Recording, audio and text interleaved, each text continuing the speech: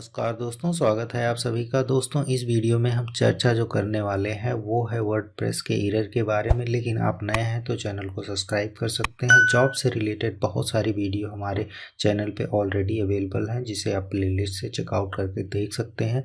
तो चलिए आगे बढ़ते हैं। यहाँ पे हमारी एक वेबसाइट है, यहाँ पे क्रिटिकल एरर आया है और ये वेबसाइट कम्प्लीटली वर्क नहीं कर रही है। ये जो रूट डायरेक्टरी है वो जॉब्स के नाम पे है, यानी डोमेन के अंदर एक जॉब्स नाम का फोल्डर है और उसमें ये वेबसाइट पूरी इंस्टॉल है। अगर इसको हम यहाँ पे करते हैं तो इस तरीके का क्रिटिकल एरर फाउंड हो रहा है। तो ऐसे एरर को कैसे फिक्स करेंगे इसके बारे में चलिए जानते हैं। तो चलिए सबसे पहले आपको अपने सी पैनल में जाना है। आप कहीं पे भी हो आपको फाइल मैनेजर मिलेगा। FTP के माध्यम से भी अपने रूट को एक्सेस कर सकते हैं और यहाँ पे साइबर पैनल में भी फाइल मैनेजर मिलता है। तो यहाँ पे देखिए फाइल मैनेजर है, हम यहाँ पे चलते हैं, इस पर क्लिक करते हैं और हम जान रहे हैं कि हमारा जो डोमेन नेम है ये जो है इसके अंदर एक जॉब्स नाम का फोल्डर है।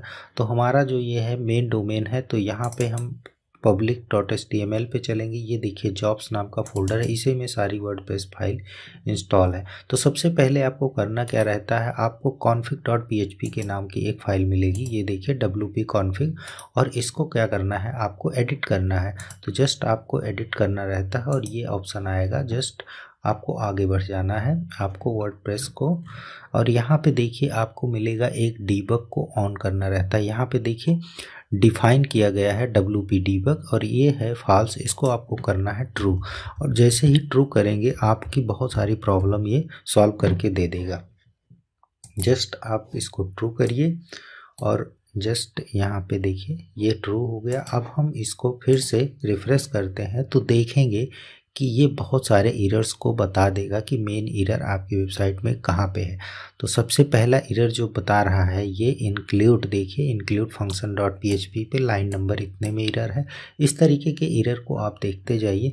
लास्ट में देखिए यह एरर बता रहा है कि ये एलिमेंटर प्रो में भी प्लगइन में प्रॉब्लम है। तो लाइन नंबर 46 के बारे में बता रहा है। तो सबसे पहले हम प्लगइन की प्रॉब्लम को सॉल्व करते हैं। हो सकता है ये प्रॉब्लम प्लगइन से ही सॉल्व हो जाए।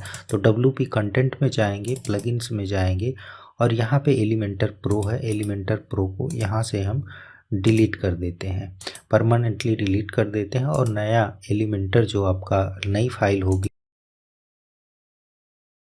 तो ये दोस्तों हमने एलिमेंटर की नई फाइल को अपलोड कर दी है और यहाँ पे चलते हैं, रिफ्रेश करते हैं, एलिमेंटर हमें मिल गया लेटेस्ट वर्जन में और इसको हमने कर दिया। तो कभी कभी क्या होता है, हो सकता है जो एग्जिस्ट फाइल कोई भी फाइल है वो उसमें एरर आ जाता है या कोई प्रॉब्लम आ जाती है। तो इस तरीके से आप रिप्लेस कर सकते हो। अब हम अपनी वेबसाइट पे चलते हैं और उस वेबसाइट की प्रॉब्लम को देखते हैं।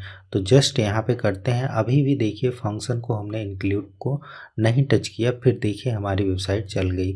तो इस तरीके से भी कभी कभी आप अपने एरर्स को प्राप्त कर सकते हैं। ये एरर एक जगह की नहीं है, बहुत सारी जगह पे कुछ एरर आता है और इसको आप इस तरीके से फिक्स कर सकते हैं।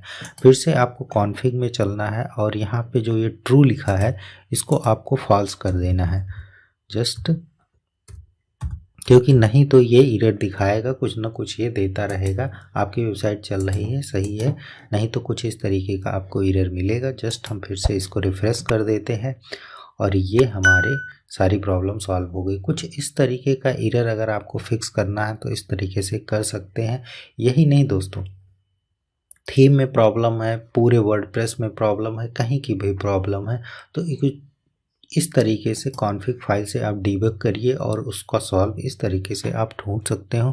छोटी सी बात रही लेकिन ये बहुत बड़ी बात होती है। जब वेबसाइट एग्जैक्टली पूरी बंद कर देता है तो ये काम आता है। दोस्तों इस वीडियो में इतना ही, मिलते हैं नेक्स्ट वीडियो में।